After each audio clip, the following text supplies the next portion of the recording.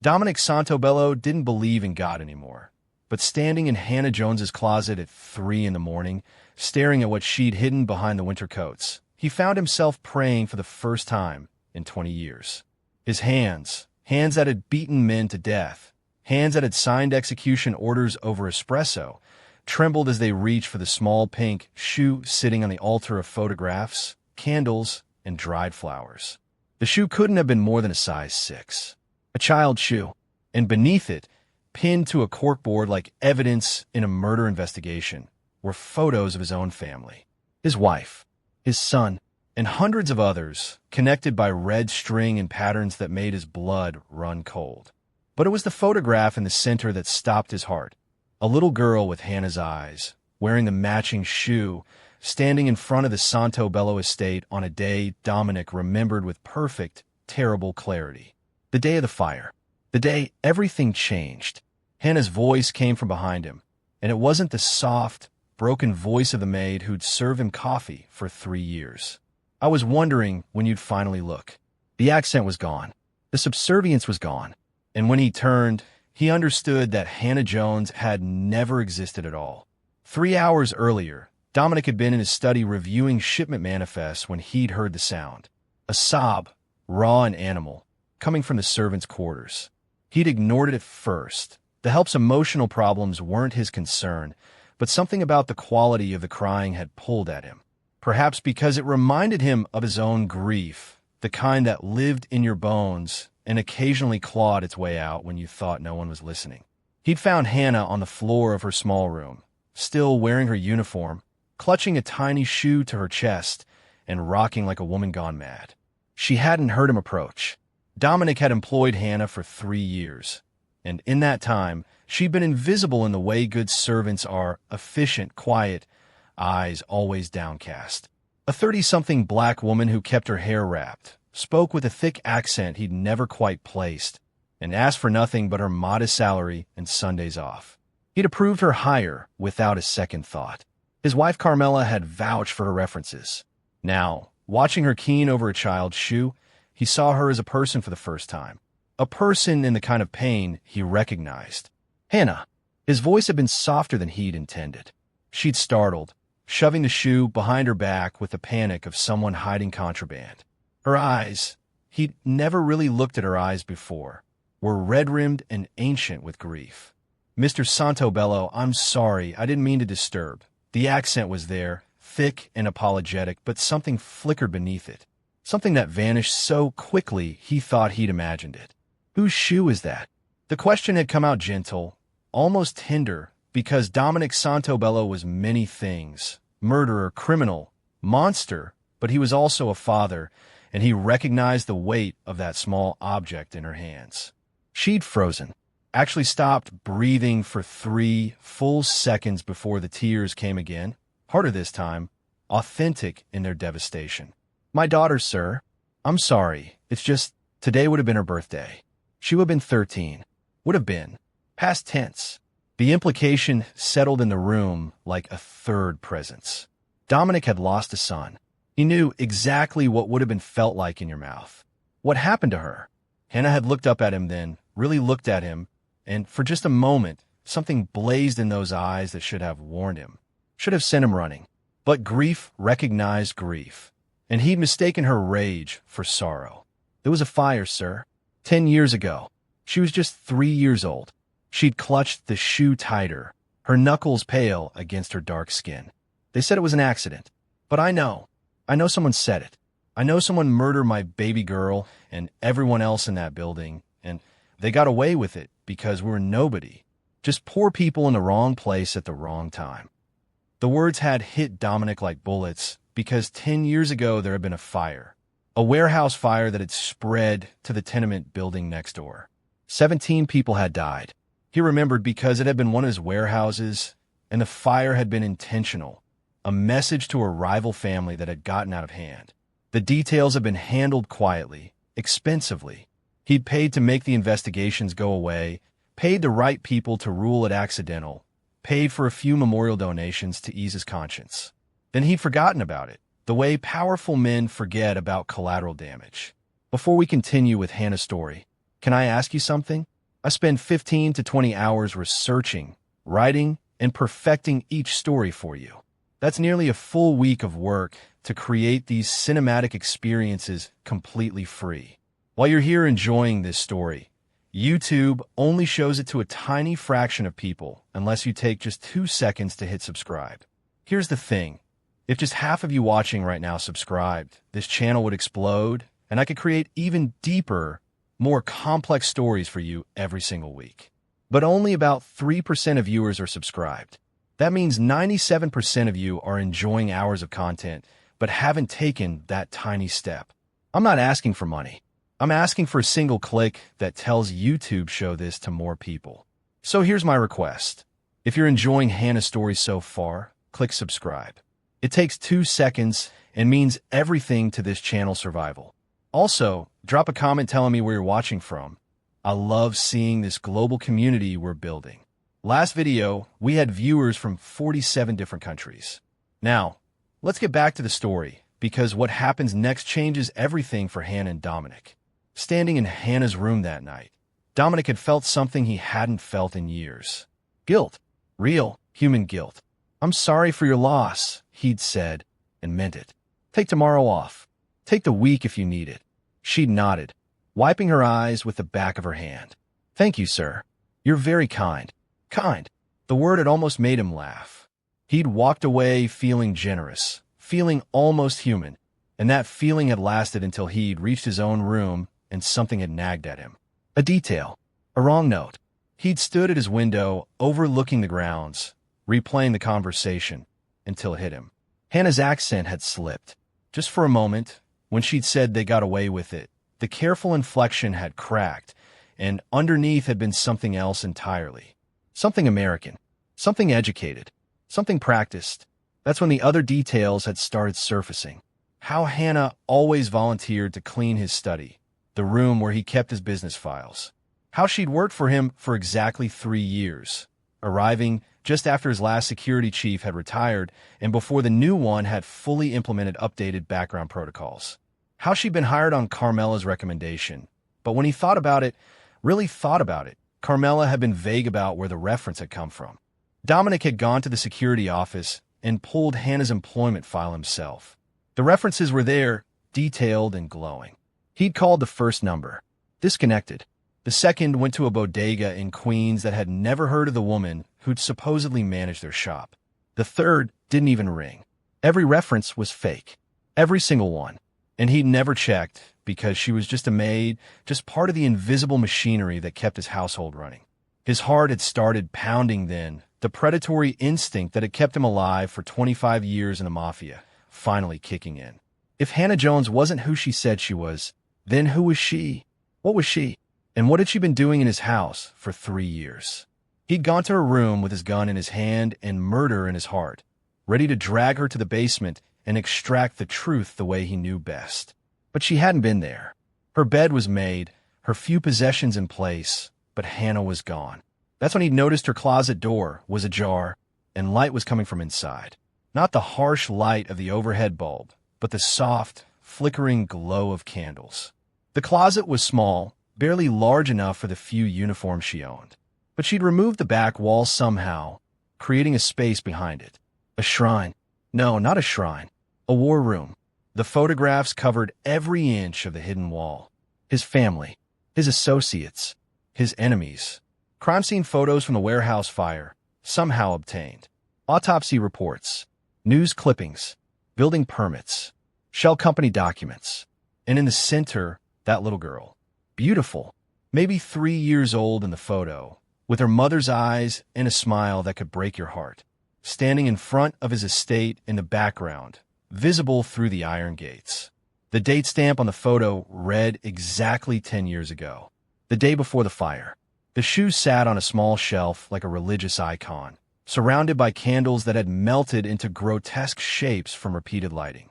And beneath it all, covering a small table, were documents that made Dominic's blood freeze. Detailed schedules of his movements, guard rotations, security codes that should have been impossible for her to access, names and addresses of his children, his grandchildren, his extended family.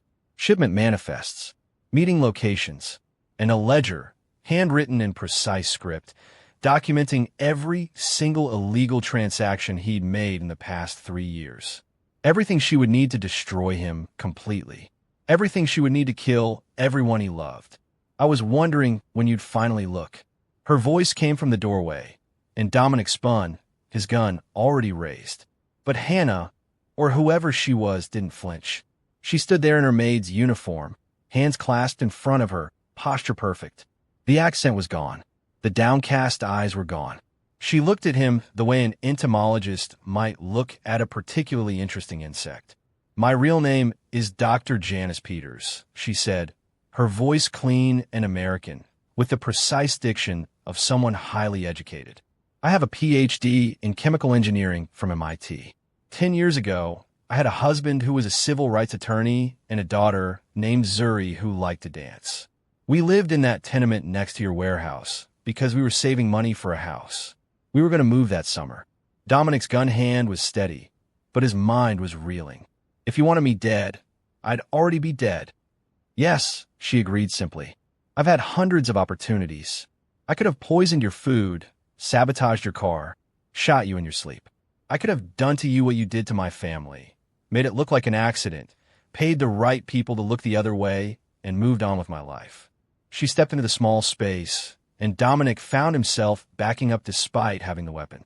There was something in her calm that was more terrifying than any threat. "But that would have been too quick," Janice continued. "Too merciful.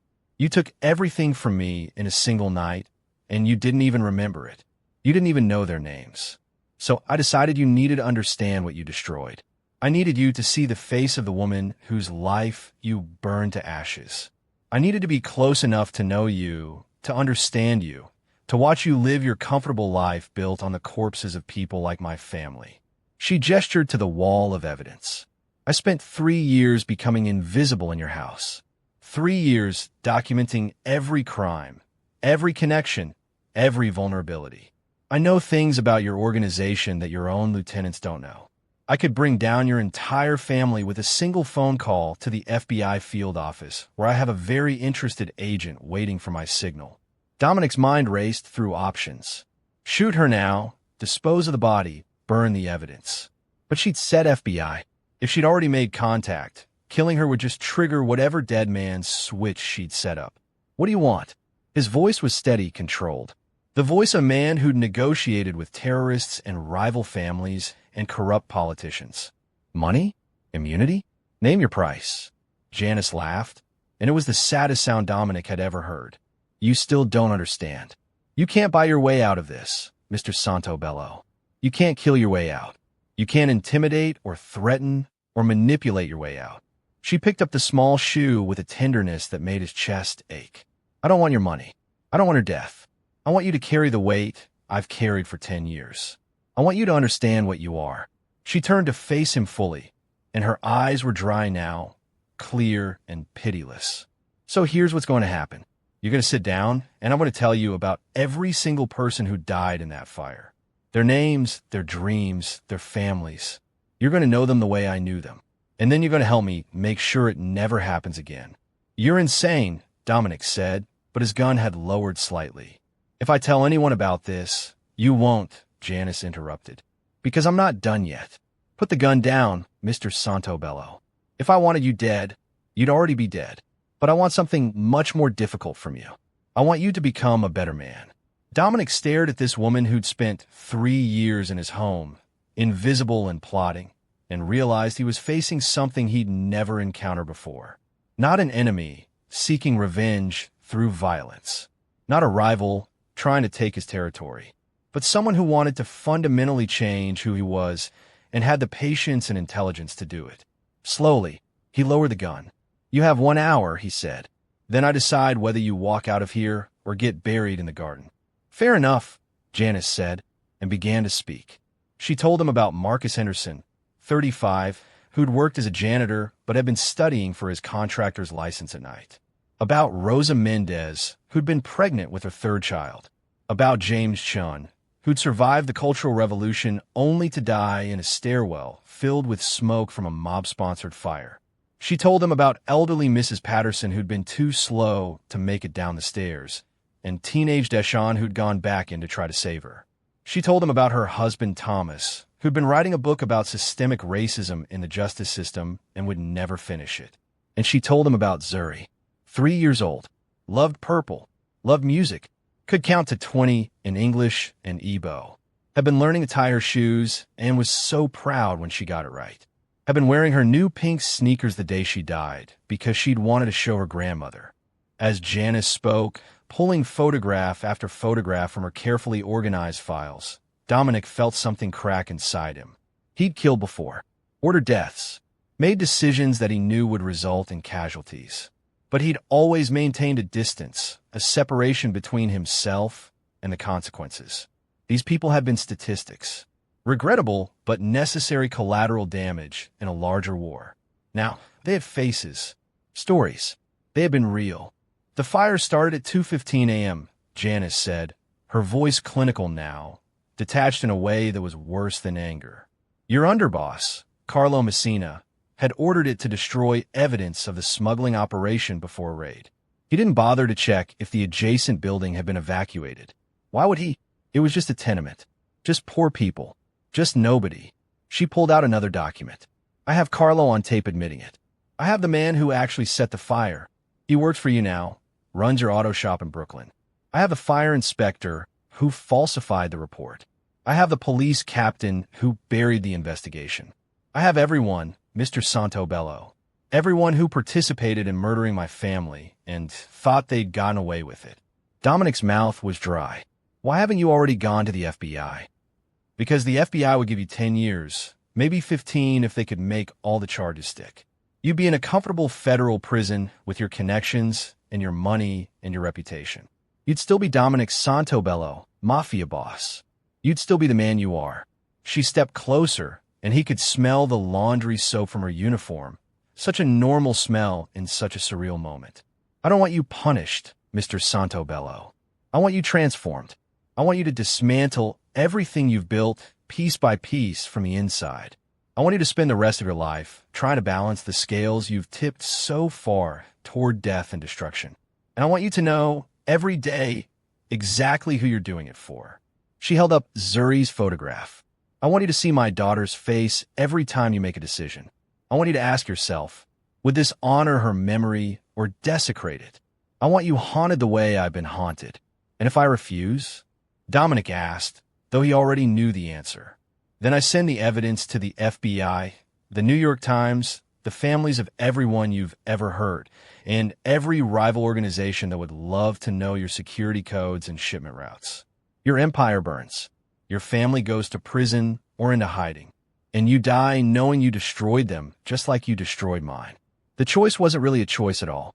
Dominic looked at this woman, this doctor, this mother, this ghost who'd haunted his house for 3 years, and understood that he'd been caught in a trap more sophisticated than any he'd ever designed. What exactly are you proposing? Janice's expression didn't change. You're going to start making different choices. You're going to shut down the drug operations that destroy neighborhoods like the one where my family died. You're going to stop the protection rackets that bleed small businesses dry. You're going to use your power and connections to actually protect people instead of preying on them. That's not how this world works, Dominic said. I step back, someone worse steps in. Someone with less restraint. Then don't step back, Janice countered. Stay exactly where you are, but change what you do with that position. You have power, Mr. Santobello. Real power. I'm not naive enough to think you can become a saint, but you can become less of a monster. And you're going to start tonight. She pulled out a folder. This is everything on your current drug distribution network. Tomorrow, you're going to start systematically shutting it down. Not because the FBI is pressuring you, not because it's become unprofitable, but because it's the right thing to do.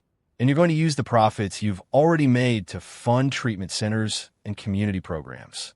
Dominic almost laughed. You want me to become a philanthropist? I want you to become human, Janice said quietly. I want you to understand that every decision you make affects real people with real lives. People like Zuri, like Thomas, like the 17 souls who died because someone in your organization couldn't be bothered to check if a building was occupied before burning it down. She pulled out another folder, then another, laying out a roadmap of transformation that must have taken years to plan. Dominic realized this woman had been preparing for this confrontation since the day she'd taken the job. Every moment of subservience had been calculated. Every, "Yes, sir," and downcast glance had been a move at chess game he hadn't known he was playing. "And you'll be watching," he said, "documenting, waiting for me to fail so you can trigger your insurance policy." "Yes," Janice agreed. "I'll stay on as your maid. I'll continue to be invisible and ignored, but I'll know everything you do, every choice, every decision, every moment where you choose between your old life and the new one I'm giving you." And Mr. Santobello, she met his eyes with an intensity that felt like a physical force. "I want you to fail sometimes. I want you to struggle, because that's how you'll know you're actually changing. If it were easy, it wouldn't mean anything." Dominic looked at the wall of evidence, at the faces of the dead, at this woman who'd turned grief into purpose with a patience that terrified him. He thought about Carlo Messina, his underboss, his friend for 20 years. Carlo who'd ordered the fire. Carlo who was probably having dinner with his grandchildren right now, completely unaware that his crime had finally caught up with him. "What about Carlo?" he asked. "What about the others who were actually responsible?" "That's up to you," Janice said. "You can make the hard choices. You can deliver your own justice, knowing that whatever you decide, you'll have to live with it.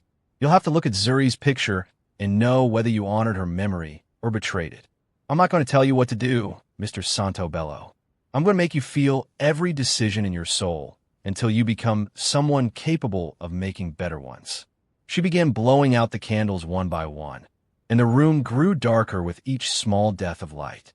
"The question is, are you brave enough to try? Are you strong enough to look at what you've been and choose to become something different? Or are you going to shoot me right now, spend the rest of your short life looking over your shoulder, and die as exactly the same monster who killed my family?" Dominic's finger rested on the trigger of his gun. One shot. Problem solved. Except it wouldn't be solved. The evidence existed. The FBI contact existed. And even if none of that were true, Dominic knew that he'd never be able to forget this conversation. He'd never be able to look at himself the same way again. Janice had done something worse than threaten him. She'd made him see himself clearly for the first time in decades. "I'll need time," he said finally, his voice rough. "This isn't something I can change overnight." "You have the rest of your life," Janice replied. "However long that turns out to be. But you start tomorrow. And I'll be watching. Always watching." She picked up Zuri's shoe and held it for a moment, then carefully placed it back on the shelf. "There's one more thing," she said, turning back to him. "I want you to meet someone. Tomorrow afternoon. I'll arrange it." "Who?" "Someone who survived the fire," Janice said. "Someone who can help you understand the full scope of what you took from this world that night." She walked past him, close enough to touch, utterly unafraid. At the door, she paused. "You can go to bed now, Mr. Santobello. Tomorrow, your real education begins. And tomorrow night, I'll expect my regular salary in cash, as always. After all, I'm still just your maid." She was gone before he could respond, leaving him standing in the closet, surrounded by the evidence of his sins, holding a gun he couldn't use and facing a future he couldn't escape. Dominic stood there for a long time, looking at the faces on the wall. 17 people, hundreds of loved ones left behind. Decades of potential stolen, all for a smuggling operation he couldn't even remember the details of. Collateral damage in a war that seemed, in this moment, utterly pointless. Finally, he holstered his gun and walked out, leaving the candles extinguished and the shrine in darkness. He didn't sleep that night. He sat in his study with a bottle of scotch and a notepad, trying to remember everything he could about the fire, about the decisions that had led to it, about the man he'd been who could authorize such things and then forget. At dawn, Carmela found him there, surrounded by old newspapers and crime reports he'd pulled from his personal files. "Dominic?" she asked, concerned. "What's wrong?" He looked at his wife of 30 years. Beautiful, innocent of his sins, protected by carefully maintained ignorance from the truth of what he was. "Tell me about Hannah," he said. "How do we find her?" Carmela frowned. "I don't. It was 3 years ago, Carl. I think one of the other families recommended her." Or maybe it was Father Michel from the church. She couldn't remember, because Hannah had been invisible, unremarkable, just another servant in a house full of them. Why do you ask? No reason, Dominic lied. Go back to bed. I'll be up soon. But he wouldn't, because at 2 p.m., Janice had told him, he would meet someone who'd survived the fire. And at 3 p.m., he had a standing meeting with Carlo Messina to discuss the week's business. He wondered if Carlo had any idea what was coming. Wondered if he should warn him. Wondered if warning him would be a betrayal of the 17 people whose faces now lived in his memory. The sun rose over the estate, beautiful and indifferent, and Dominic Santobello began the first day of his transformation from monster to something not quite human, but perhaps slightly less monstrous. In her small room, Janice sat on her bed, still wearing her uniform, and allowed herself one moment of trembling relief. She'd done it. 3 years of planning, of patience, of playing a role every waking moment. 3 years of serving coffee to the man who'd murdered her family and smiling while doing it. It hadn't been enough. Would never be enough. But it was something. She opened the locket she wore around her neck, hidden always beneath her uniform. Inside were 2 photos. Zuri on one side, Thomas on the other. I kept my promise, she whispered to them. I didn't kill him. I did something harder. I'm making him live with it. I'm making him change. She didn't know if they would approve. Thomas had believed in redemption, in the power of the justice system, in the fundamental goodness of people. He would have wanted her to go to the FBI, to trust the law. But the law had failed him. The law had been bought and paid for by men like Dominic Santobello. Zuri had believed in fairness. In her 3-year-old understanding of the world, bad people got timeouts, and then they said sorry and played nice. Janice was giving Dominic Santobello a timeout that would last the rest of his life. She closed the locket and stood, catching her reflection in the small mirror. Hannah Jones looked back at her, subservient, forgettable, exactly what she needed to be, because the game wasn't over. This was just the beginning. She had to make sure Dominic actually followed through. Had to watch him every day, ready to trigger her insurance policy if he reverted to his old ways. Had to maintain her cover while slowly, carefully dismantling the organization that had taken everything from her. At 2 p.m., Dominic's driver took him to an address in Queens. A modest house with a well-tended garden. Janice was waiting on the porch, still in her uniform. She'd somehow gotten here before him. This way, she said simply, and led him inside. The woman who answered was in her 50s, in a wheelchair, with burn scars covering her arms and part of her neck. Mr. Santobello, she said, her voice hoarse. I'm Gloria Henderson. Marcus Henderson was my son. Janice tells me you wanted to hear about him. Dominic looked at Janice, who stood silently by the door, and understood. This was his penance. Not just knowing about the victims, but facing the survivors. Hearing their stories. Carrying their grief. Yes, he said, his voice barely above a whisper. Please, tell me about your son. Gloria wheeled herself to the kitchen table, where photo albums were already laid out. He was going to build me a house, she began. Had all the plans drawn up. Was saving every penny. As she spoke, Janice watched Dominic's face. Watched him struggle to maintain his composure. Watched the precise moment when his carefully constructed emotional walls began to crack. This was just the first visit. She had 14 more survivors lined up. 14 more stories he would hear. 14 more faces he would have to remember. By the time they left 3 hours later, Dominic looked like he'd aged a decade. He sat in the back of his car, silent, while Janice sat in the front with the driver, maintaining the fiction of their roles. Tomorrow, she said without turning around, I've arranged for you to meet Rosa Mendez's mother. 3 p.m. I'll text you the address. How many? Dominic asked. How many more? Everyone, Janice said simply. Everyone who survived. Everyone who lost someone. You're going to know them all, Mr. Santobello. You're going to carry their faces and stories for the rest of your life, the way I've carried Zuri's. At 3:30, Dominic walked into his meeting with Carlo Messina. His underboss was in a good mood, smoking a cigar and laughing about something his grandson had said. Dom, you look like hell. Rough night. Dominic looked at his friend of 20 years. Carlo, who'd ordered the fire. Carlo, who'd never mention it again. had probably forgotten it entirely. Carlo, who had grandchildren he doted on, completely oblivious to the children he'd murdered. "We need to talk," Dominic said, "about a fire that happened 10 years ago." Carlo's face went still, just for a moment. Then he laughed, but it was forced. "Ancient history, Dom. Why bring up old business?" "Because it's about to become new business," Dominic said. "And you're going to tell me everything. Every detail, every decision, every person who was involved. And then we're going to decide what to do about it." "What's gotten into you?" Carlo asked, his hand drifting toward the gun at his hip. "We buried this.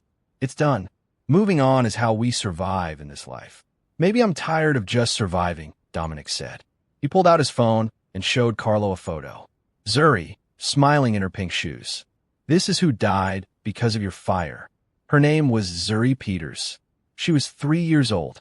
She liked purple and could count to 20. "And she's been living in my house for 3 years, Carlo, in the form of her mother, who's been documenting everything while we sat here, counting money built on her daughter's ashes." The color drained from Carlo's face. "What are you saying?" "I'm saying," Dominic replied, "that we have a choice. We can keep being who we've been, or we could try to become something different. And if you choose to stay the same, I'm going to make sure you face every consequence of that fire, starting with meeting Gloria Henderson and explaining to her why her son had to die for a smuggling operation you can't even remember the details of." Carlo's hand was definitely on his gun now. "You're serious? You've lost your mind over some maid?" "No," Dominic said calmly. "I found it. And you're going to help me, or you're going to get out of my way. But either way, things are changing. Starting now." The two men stared at each other across the desk. 20 years of friendship and blood and shared sins between them. Carlo could shoot him. Dominic could shoot Carlo. They could tear the whole organization apart in a civil war that would destroy everything they built. Or they could try something harder. "She's got evidence, doesn't she?" Carlo asked finally. "Everything. Names, dates, recordings. Enough to put us all away for life." "So this is blackmail?" "No," Dominic said. "This is justice. Delayed, unconventional, and coming from an impossible source. But justice nonetheless. The question is whether you're man enough to face it." Carlo sat back, his hand leaving his weapon. He looked old suddenly, worn down by the weight of sins he'd been successfully ignoring for a decade. "What do you want me to do?" he asked. "Tomorrow at 3 p.m., Dominic said, you're going to meet Gloria Henderson. You're going to tell her what you did. You're going to apologize. And then you're going to spend the rest of your life trying to make amends that will never be enough. And if I refuse, then I hand you over to Janice Peters myself," Dominic said. "And I sleep better knowing I at least tried to do the right thing." 6 months later, Dominic stood in front of a community center in the neighborhood where the fire had happened. The building was new, built with money quietly funneled through shell companies that had once moved drugs and guns. Inside were treatment programs, youth services, job training, and a memorial wall with the names and photos of everyone who'd died in the fire. Janice stood next to him, still in her maid's uniform. To anyone watching, she was just part of his security detail. But Dominic knew better. She was his conscience now, his constant reminder, his judge and jury. "This doesn't make us even," she said quietly. "It doesn't bring them back." "I know," Dominic replied. "Nothing ever will. But it's a start," Janice continued. "A small, insufficient, but genuine start." She looked up at the building, at the memorial visible through the windows. Zuri would have liked this. She loved helping people. Even as a toddler, she was always trying to fix things, to make people happy. "Tell me about her," Dominic said. It had become their ritual. Every week, Janice would tell him something new about Zuri, about Thomas, about the life that had been stolen. And every week, Dominic would carry those stories with him, adding them to the growing weight of memory and responsibility. Inside, Carlo was teaching a class on construction safety to teenagers in the job training program. Penance, Janice style. The man who'd ordered the fire now spent his retirement helping the next generation of kids from neighborhoods like the one he destroyed. It wasn't enough. Could never be enough. But it was something. "Your wife asked me yesterday why I'm still working for you," Janice said. "She thinks you should give me a promotion, make me household manager or something. She can't understand why I'd want to stay just a maid after all these years." "What did you tell her?" That I like being invisible, Janice said. That I'm happy where I am. That some people don't need titles to know their worth. She smiled. It was almost genuine. She'll never know. None of them will. They'll just see the slowly reforming Mafia boss try to do better in his old age. They'll never know about the woman who moved into his house and took it apart from the inside. And you're okay with that? Dominic asked. With no one knowing what you did? Janice was quiet for a long moment. I know, she said finally. You know, Gloria knows. The other survivors know. That's enough. This was never about recognition. It was about making sure my daughter's death meant something. Making sure the man who killed her understood what he took from the world. She turned to face him fully, and in her eyes Dominic saw the woman who'd spent 3 years playing a role so perfectly that he'd never suspected.